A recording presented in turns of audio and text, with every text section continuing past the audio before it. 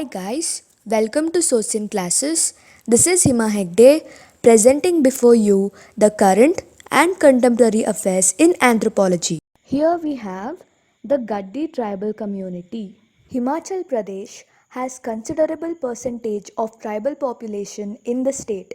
The different tribes in Himachal Pradesh include the Kinnars, Lahuls, Pangwals, Gaddis and Gujjars. Gaddis are people who normally reside in the Mandi, Kangra and Bilaspur district, and a majority of them live in the Kangra district of Himachal Pradesh. The peculiarity of Gaddi tribe is their Kanabosh nature. They are gypsies in true nature as they always travel to the pastures along their flocks. These particular tribes are not nomadic in the strictest of sense as they already have villages where they reside. Still, they do make their way of higher pastures in summer season with their flocks.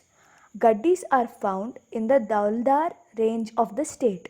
Some of the Gaddis dwell in Barmapur ranges, that is, in the Chamba district. The origin of the Gaddis is rather unclear, and they themselves believe that their ancestors fled from the plain of India due to the lack of security. During that period, the persecution of the Mughal Emperor Aurangzeb forced them to move to more protected area. There are several castes of Gaddis tribal society named Khatri, Brahmin, Dhangar, Rajput, Thakur and Rana. The people here are usually oriented towards religion and even spirituality. Both Hindu and Islam religions customs are practiced by huge population of the Gaddi tribal community. The difference among the people of the Gaddi community is due to the dressing style. The Gaddi tribal men wear chola, turban or safa and dora, while women wear lingerie. They have black sash on their back as it is useful for them to carry the children with them. In order to meet their daily expenses and living, Gaddi have taken up many occupational activities. The occupation of Gaddis mainly is shepherding. They make their livelihood by rearing and selling sheep, goats, mules, and horses. Gaddi tribes have strict moral values to which they try to stick always, even in the worst of circumstances. Indian anthropologists have also observed that Gaddis are highly esteemed for their honesty, friendly disposition, and peaceful lifestyle. Crime is rarely found in this community. Majority of Gaddi tribe speak the Gaddi language, but for writing they use the Takri language. But now the Devanagari script is in vogue. Due to the impact of the modern day culture, the Gaddi tribals have now mastered the Hindi language. The common festivals celebrated among them are Baisakhi, that is celebrated in the month of April, Ser, then Sagrand, Lori, and Shivratri.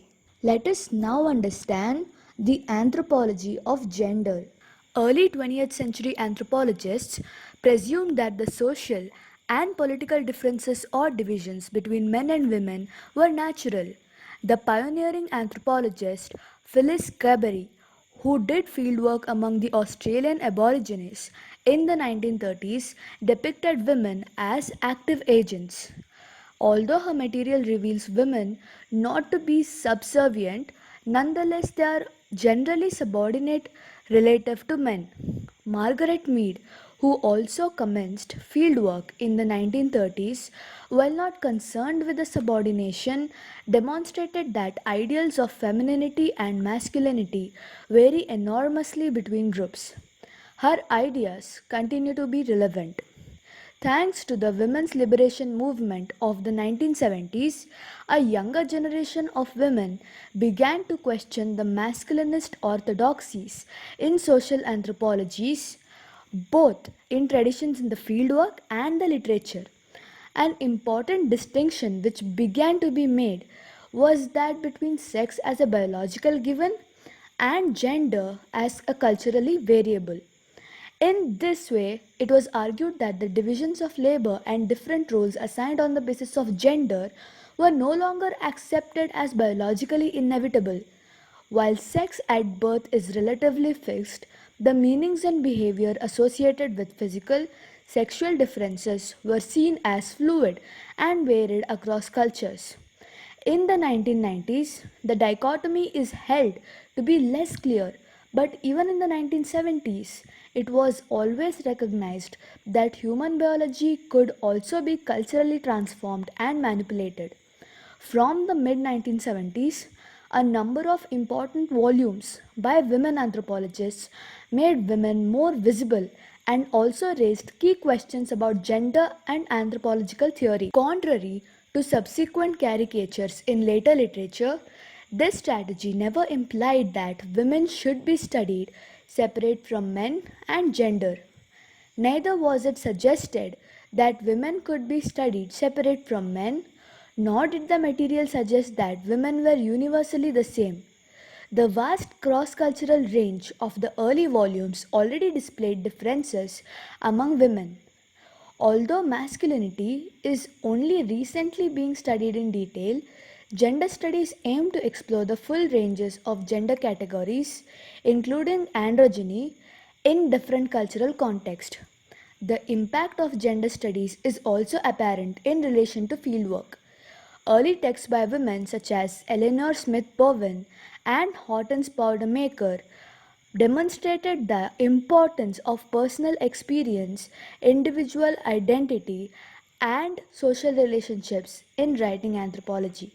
Once marginalized, these texts explored the ideas which are now central to the discipline. Lastly, we have anthropology and obesity. Speaking of the anthropology of obesity, an anthropological perspective on obesity considers both its evolutionary background and cross cultural variation.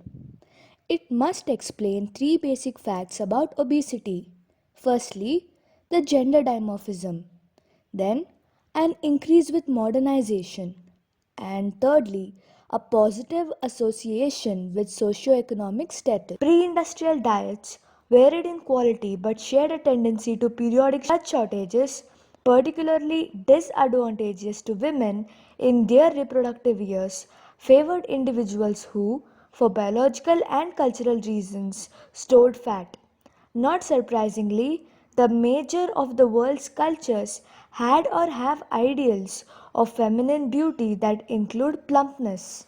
This is consistent with hypothesis that fat stores functioned as a cushion against food shortages during pregnancy and lactation. As obesity has increased, the traditional gap between male and females in its prevalence has narrowed. Under Western conditions of abundance, our biological tendency to regulate body weight at levels above our ideal cannot be easily controlled even with a complete reversal of widespread cultural ideal of plumpness. People who share a cultural background tend to reside in the same neighborhood. An example of this would be when immigrants from other countries or different parts of the same country migrate to an area. These people tend to eat foods that are familiar to them. Those food choices may not be healthy, but are comforting and may be eaten in quantities that are excessive. Where people live and what resources they have available to them also can play a role in what choices they make are available for healthy eating. People who eat a lot of fast food because of its low cost are consuming food that is high in calories, fats, and refined sugars, all of which contribute to becoming obese in the long term. Fresh fruit and vegetables, which are more beneficial to overall weight control, tend to be more expensive and therefore not eaten as often. People living in the societies that are more economically developed tend to be more obese than in parts of the country that are rural because they are more likely to eat prepared, packaged, and processed foods. People make choices in how they live their lives, and society that allows for poor choices on how they eat, get physical activity, and spend their leisure time will be doomed to even greater population of obese people. It is important for people with poor eating habits to adopt healthier diet. So that is it for today. Hope you found it informative. Thank you.